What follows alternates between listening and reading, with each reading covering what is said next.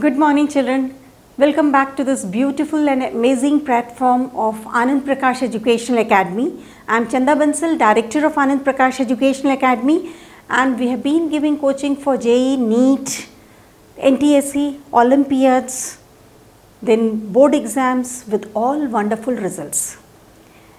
Children, you are in 10th class and 10th is very easy. Only things that you need to remember is you have to put all your efforts regularly on a daily basis, because you know that success is a journey. It's not that one day if you study you will be getting very good marks. Complete year daily basis you have to step a single step of a ladder daily, and then the success will be all yours. As far as chemistry is concerned, children, it's a very interesting subject, very scoring subject. The only thing that you need to do is just develop grip on writing the chemical formulas. Second is you have to keep on practicing writing chemical reactions. Whatever reactions we have been doing, like in first chapter, second chapter, do a written practice. Once you are very thorough with the reactions, once you are thorough with the balancing part of the reactions, balancing the reactions, writing the formulas, then comes about atomic numbers and the mass numbers. These are certain things which you need to know in chemistry to understand chemistry till your 12th class and for your competitive exams. That makes the base of your chemistry very strong. And children, those who don't know, who don't practice how to write the formulas, you are going to face a lot of problem, children. So just believe me, practice and practice. 3 chapters are all yours. So overall only 5 chapters are there. So when you do this much and 3 chapters are already in your grip, 4th and 5th has got a different rule to study, different pattern to study. So you can score 100% marks in chemistry, right? So in the first class we discussed about the acids, bases, different theories.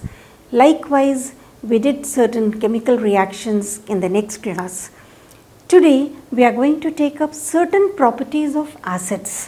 Like, first thing that you need to remember is you have heard that acid can be dilute or concentrated. Concentrated means water may be very less in that. That depends upon how much concentrated it is. Whether it is 60%, 70%, that will include how much water is added. Always, whenever dilution is to be done, you have to remember acid to water means you remember it is AW, or acid to water will be added. How will you remember? Or. And you will never put water to acid. It will be a very strong exothermic reaction. So that becomes a very risky thing. So remember, drop by drop by the side of the test tube, you have to put acid to water, and that will make it diluted depending upon how much water is being added. So one important thing you need to remember for this. Second is, acid we have done any such substance which gives H plus ions in solution. Does that mean that any substance which has got hydrogen will start behaving as acid? No. That is, suppose you take up HCl, HNO3, H2SO4, these already we know. Then it is C6H12O6. Then it is ethanol. These compounds are also having hydrogen. Does it mean that they will also behave as acids?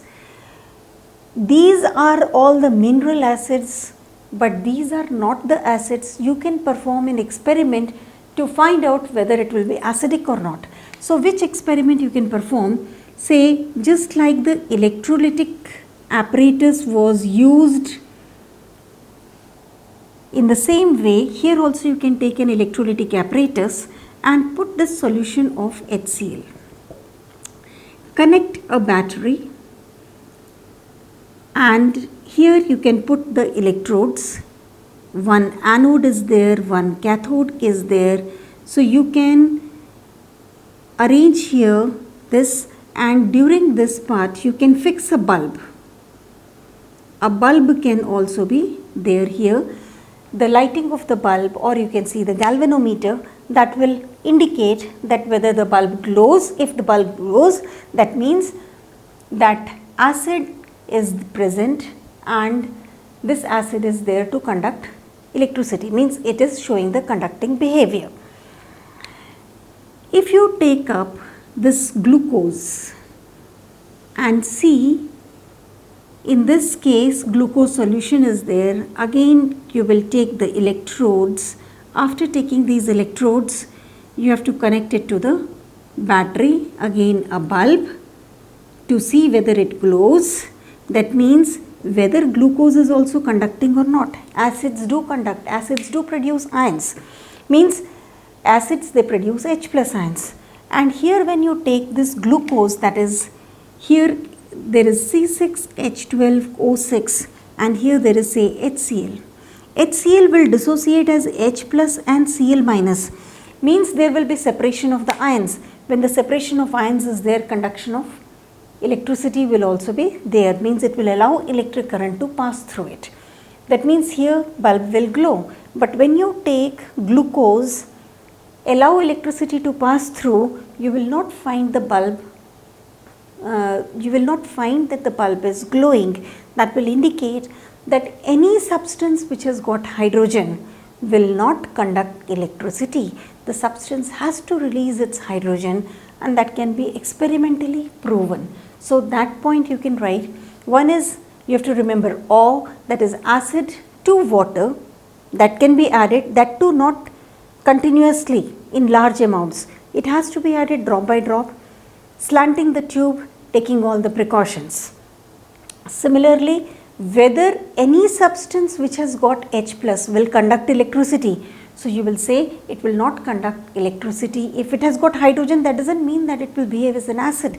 It has to release its H as H plus ions. So if it releases, the bulb will glow. If it does not release, the bulb will not glow. So in that way, you can show the second point. Third is, any acid which is in the dry state will not show any change of the color on the litmus paper. Like if you take HCl and that HCl is in the gaseous form. Let us take a reaction, suppose it is NaCl plus H2SO4. What will it be forming? Na2SO4 plus HCl. This HCl is formed in the form of gas. That means HCl is formed in the form of vapors. So when you will add litmus paper to these vapors, that is blue litmus to this dry HCl gas, you will find that it will not change to red. Blue litmus will not change to red in the dried case. On the other hand, when you put this HCl in the solution, means when you prepare HCl solution, when you put it in water, now you add blue litmus paper, then easily it will change to red. So what is the third important property for acids that you have to remember? That is, these acids, they will change the color of the litmus paper only in the solution form, not in the dry form. So that also you can make a note. Next we are going to take up about the pH. For pH, see, pH means it is power of hydrogen ions. Means what is the capacity of the hydrogen ions? So this pH is written as minus log of H plus. Suppose you are given hydrogen ion concentration is 10 to the power minus 4. So how will you calculate this pH? Minus log 10 to the power minus 4. So minus of minus will become plus. So it is 4 log of 10. Log 10 is 1. That means answer will be 4. So this is how the pH is calculated. So this power of hydrogen ion, this value will indicate whether the solution is acidic, basic or neutral. There is a pH scale. Here there is a pH scale. In this pH scale you need to remember that this is the part which indicates 7. These will be the parts which will indicate less than 7, 3, 6, and here this will be the part which is beyond 7. Less than 7 means this is indicating the acidic part. Means if any solution has got pH less than 7, that solution is acidic. If any solution has pH which is greater than 7, means it is a basic solution. It is a basic solution. And if it has got 7, means it is neutral solution, right? So you need to remember that pH, what is the pH and what is the color of the solution. In that case, what color will it show? When the pH is 0, this scale you have to remember all the colors. You are given questions based on this. So when pH is 0, this is the color that is dark red, 1 red, 2 red. So you can remember this first 3 groups, 0, 1, 2, that is indicating red. 3 means it is orange red, 4 means it is orange. So it is related with orange, so you can take it as a group. 5 is orange yellow, that is a separate one. 6, 7, 8, these all you can group because it is related with green. So it is greenish yellow, green and greenish blue. That way you can remember 9th is blue, 10th is navy blue. So 9 and 10 also you can group it together. 11th is purple, 12th is dark purple, that also you can group it together. 13th is violet, 14th is again violet. So 13 and 14 also you can group it together. So 14 means that the solution will be highly basic, highly alkaline. So what are the things you need to remember, children? You need to know about all the theories, that is Lewis theory, Bronsted theory, Arrhenius theory. In your syllabus, it's mainly the Arrhenius theory which is related, but then when you know about the Bronsted and the Lewis theory, your concept is widened. You understand things and you in a better way, and you will be able to answer also in a better way. So related with pH, in the next video lecture we will be taking up all in details.